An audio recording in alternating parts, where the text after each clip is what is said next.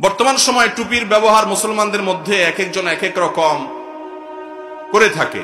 এর মধ্যে কি এটাই বোঝা যে এক একজন এক এক তরিকার লোক।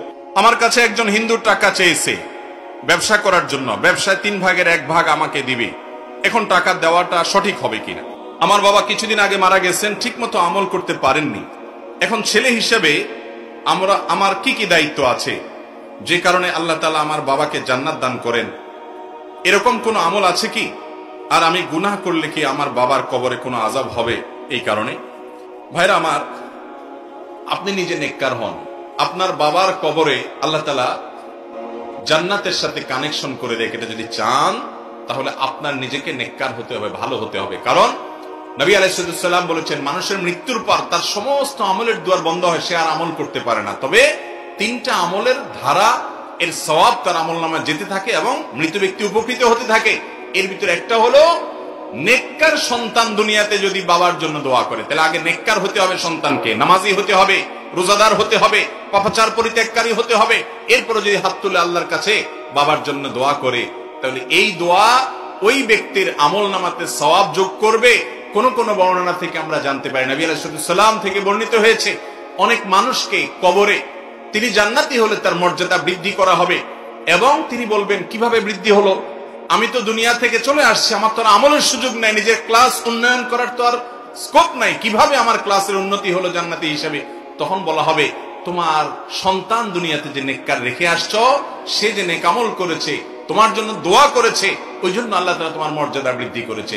এই জন্য বাবা মার কবরে আল্লাহ তাআলা সুখ শান্তি দেখ, আল্লাহ তাআলা তাদের রূহকে শান্তিতে রাখুন, আল্লাহ তাআলা তাদের উপরে শান্তি বর্ষণ করুন, জান্নাতি করুন। এটা যদি চান তাহলে নিজে ভালো পথে চলুন, 5 ওয়াক্ত সালাত আদায় করুন, নামাজ পড়েন, হক হালালে চলেন, হারাম থেকে বেঁচে চলেন এবং ইস্তিগফার করেন, কোরআন তেলাওয়াত করেন, ইসলামের উপরে পরিপূর্ণ জীবন যাপন করেন, পাশাপাশি মা বাবার জন্য দোয়া করেন। এর চাইতে উপকারী আর কিছু হতে পারে না। এই কাজটা সবচেয়ে বেশি করবেন ইনশাআল্লাহ।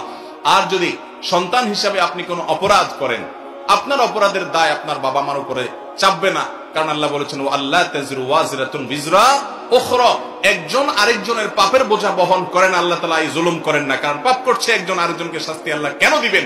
তবে যদি বাবা জানে তার মৃত্যুর পর সন্তান এই অপকর্ম করবে বা জীবদ্দশায় করে, বাবার দায়িত্ব হলো তাকে জীবদ্দশায় অসৎ কাজ থেকে বাধা দেওয়া এবং মৃত্যুর পরেও যেন সে এটা থেকে বেঁচে থাকে। এজন্য ওসিয়ত করে যাবেন যে আমি তোমাকে ওসিয়ত করে গেলাম।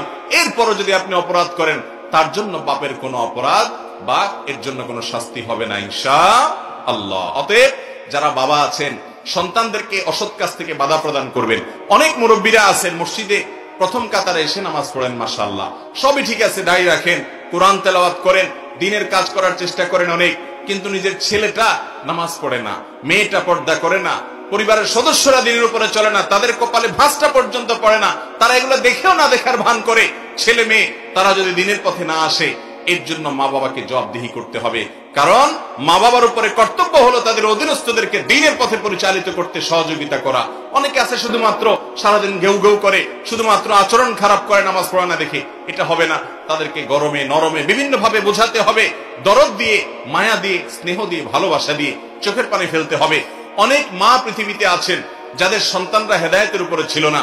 আমাদের পরিচিত অনেক বন্ধু বান্ধব আছেন, বাংলাদেশের প্রখ্যাত ব্যক্তিবর্গ আছেন, এক নামে আপনারা সবাই চিনবেন, হেদায়েতের উপরে ছিলেন না, কিন্তু মায়ের চোখের পানি এত ফেলেছেন, আল্লাহ তাআলা সেটাকে বৃথা যেতে দেন নাই, আল্লাহ তাআলা হেদায়েত দিয়েছেন, এখন বড় দায়ী হয়েছেন।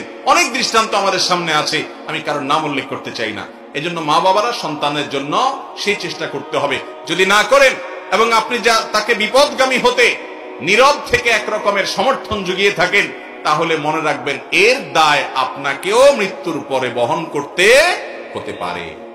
আল্লাহ তাআলা আমাদের সবাইকে সাবধান হওয়ার তৌফিক দান করুন, সতর্ক হওয়ার তৌফিক দান করুন। বর্তমান সময়ে টুপির ব্যবহার মুসলমানদের মধ্যে এক একজন এক এক রকম করে থাকে।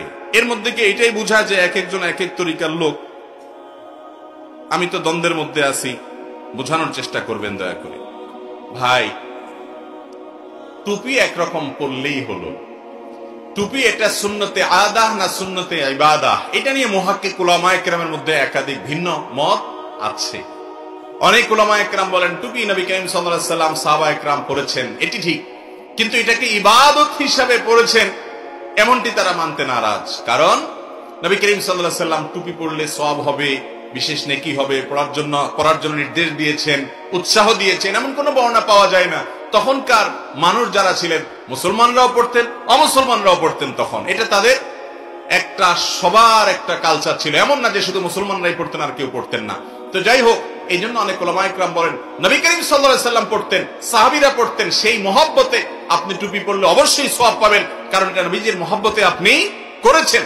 কিন্তু অনেক উলামায়ে কেরাম বলেন শুধু তাই নয়, এটা সুন্নতে ইবাদা, সুন্নতে আদা শুধু নয়, নবী সাল্লাল্লাহু আলাইহি সাল্লাম পড়েছেন, সাহাবীরা পড়েছেন, শুধু এইটুকুর উপরে ভিত্তি করেই আপনি এই টুপিকে সুন্নাহ হিসাবে, আমল হিসাবে, পোশাক হিসাবে গ্রহণ করবেন। এটা ইসলামী শিষ্টাচারের অন্তর্ভুক্ত। তাই বলে টুপির কোন বিশেষ ধরন ইসলাম ঠিক করে দেয় নাই। অতএব টুপির ধরন যাই হোক না কেন, সেটা টুপির কাজ যদি দেয় এবং বিধর্মীদের সাথে কোনো সাদৃশ্য গ্রহণ না করে, যেমন ইহুদিদের বিশেষ রকমের টুপি আছে, এরকম কোনো কিছু যদি না হয়, তাহলে সেক্ষেত্রে যে কোনো টুপি পরলেই হবে। আমাদের দেশে এক এক তরিকার মানুষ এক এক রকমের টুপি পরে, এটা ঠিক যে এক এক পথের অনুসারী দেখা যায় যে তারা এক রকমের টুপি পরে, আরেকজন আরেক রকমের টুপি পরে। তো এই টুপি পরার ক্ষেত্রে কেউ তো আর এই বিশ্বাস রাখে না যে এই টুপিটা পরলে, আমরা যে টুপিটা পরি এরকম টুপি পরলে সওয়াব হবে, পাঁচকল্লি পরলে সওয়াবটা বেশি হবে, জালি টুপি পরলে সওয়াবটা কম হবে, আর যে শক্ত যেটা আপনার বক্সের মতো মাথা, এটা পরলে আবার সওয়াবটা কম হবে, এরকম কোনো কথা দুনিয়াতে কেউ বলে না। অতএব এগুলোর পার্থক্যের কারণে সওয়াবের কোনো কম বেশি। কিন্তু আমরা যদি এই টুপি দিয়েও ডিভাইড করি, নিজেদের মধ্যে পার্থক্য করি, তো এর চাইতে দুঃখজনক অধ্যায় মুসলমানদের জন্য আর কিছু হতে পারে না। টুপি দিয়েও যদি ডিভাইড করি, আল্লাহু আকবার, যেই রকমের টুপির পরুক না কেন, আমার মুসলমান ভাই, সে আমার আপন, তাকে আমি বুকে টেনে নিব, আমার দলের কিনা, আমার গ্রুপের কিনা। অনেকে টুপি দেখে নির্বাচন করে যে হ্যাঁ, আমি যেরকম টুপি পরি, আমাদের লোকজন যেরকম টুপি পরে, আমার দলের লোকজন ওইরকম টুপি পরে কিনা, ওইটা দেখে সে মনে খুশি হয়ে যায় যে এটা তো আমার দলের লোক। আহা, ডক্টর খন্দকার আব্দুল্লাহ জাহাঙ্গীর রহমাল্লাহ বলতেন যে আমাদের গন্ডিটাকে আর একটু বড় করে নেই, আমার দল তো ছোট গন্ডি, আমি মুসলমান, আমার গন্ডি তো আরো বড়।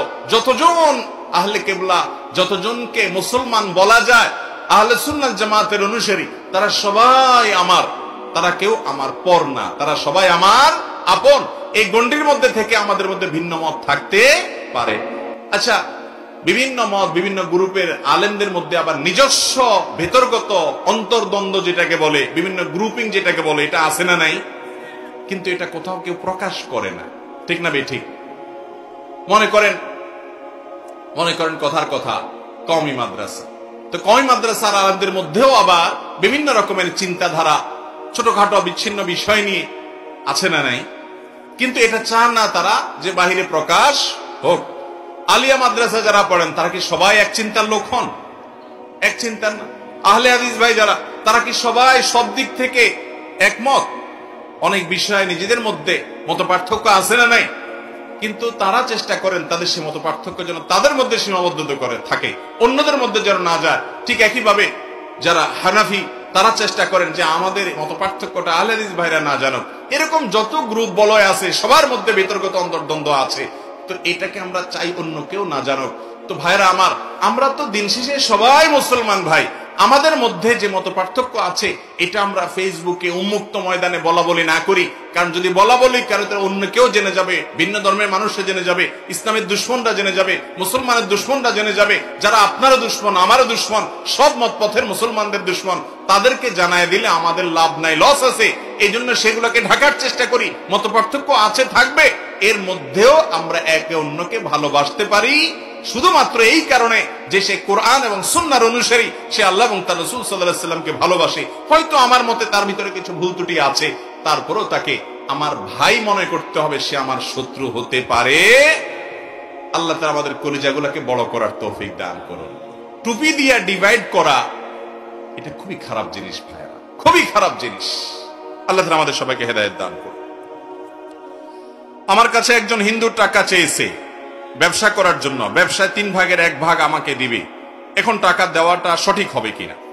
হিন্দু ধর্মাবলম্বন করুক কিংবা খ্রিস্টান ধর্মাবলম্বন করুক বা যে কোনো ধর্মের অনুসারী হোক, যে কোনো ধর্মের মানুষের সাথে আর্থিক যে কোনো লেনদেন করা ইসলামে জায়েজ আছে।